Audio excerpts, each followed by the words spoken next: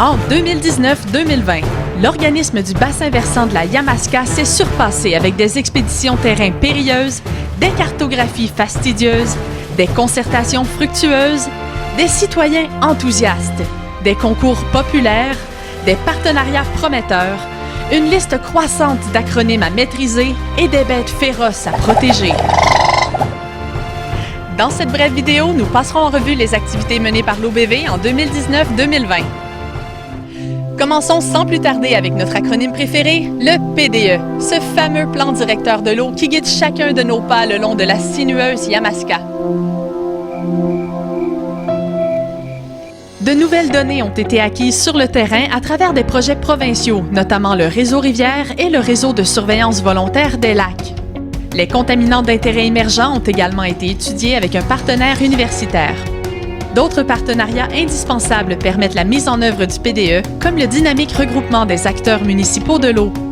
Que ce soit pour des aménagements naturels, des plans de plantation, des suivis environnementaux, du développement de projets, de la création de plans d'action ou de la modélisation d'apports en nutriments, l'OBV Yamaska répond présent pour accompagner les municipalités sur son territoire.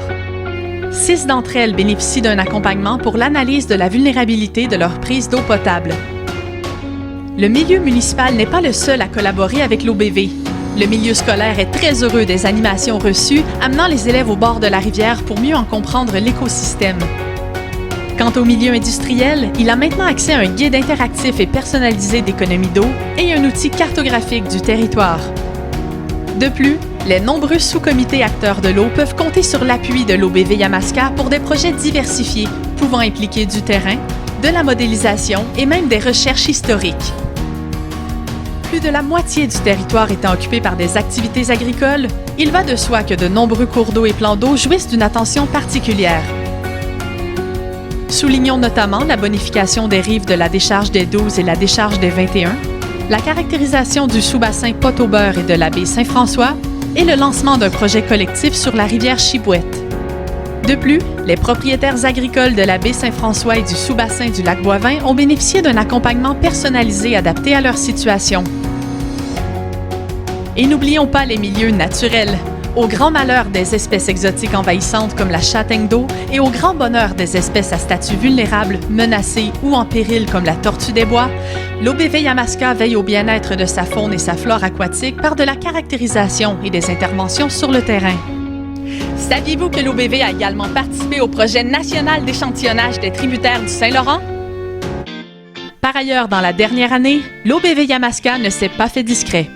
Il est apparu dans les journaux, à la télé et à la radio, et à de nombreux événements pour ne nommer que la Semaine de l'environnement au Cégep de Grimby, la Journée citoyenne de Bromont, le Festival du Monarque et le Mois de l'eau. Sans oublier l'info-courriel de l'OBV Yamaska distribué à plus de 400 abonnés.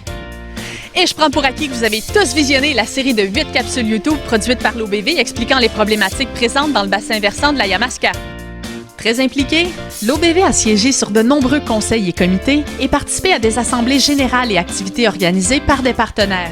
Toujours en quête de savoir et friand de réseautage, l'OBV s'est rendu avec intérêt à un grand nombre de formations, de conférences et de colloques. Vous pourrez lire cette liste dans le rapport d'activité qui sera disponible sur le site Internet de l'OBV. Pour ceux qui commencent à me connaître, vous savez que j'aime les concours. Plusieurs événements marquants ont été organisés par l'OBV en 2019, donc on va faire un petit concours pour voir lequel a été le plus wow! Voici les 4 événements récipiendaires 2019. L'atelier sur la mise à jour des objectifs de conservation des milieux humides a guidé des activités de concertation avec une 60aine de partenaires motivés.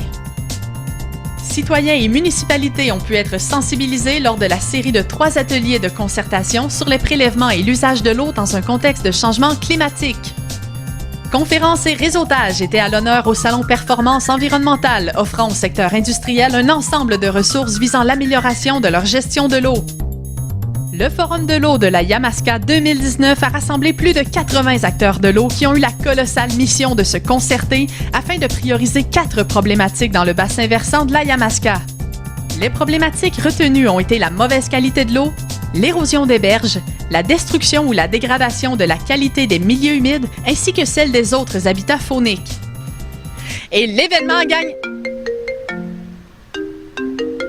Salut Lou, c'est Alex. Écoute, Je trouve que c'est pas vraiment représentatif comme concours, là. Tous les événements de l'OBV l'an passé étaient spectaculaires et uniques. Mais bon, à plus tard. Bien vrai, Alex. L'OBV peut être fier de tout ce qu'il a accompli. C'est ce qui conclut cette revue des activités 2019-2020. Au plaisir de collaborer pour une autre année de projets et de succès.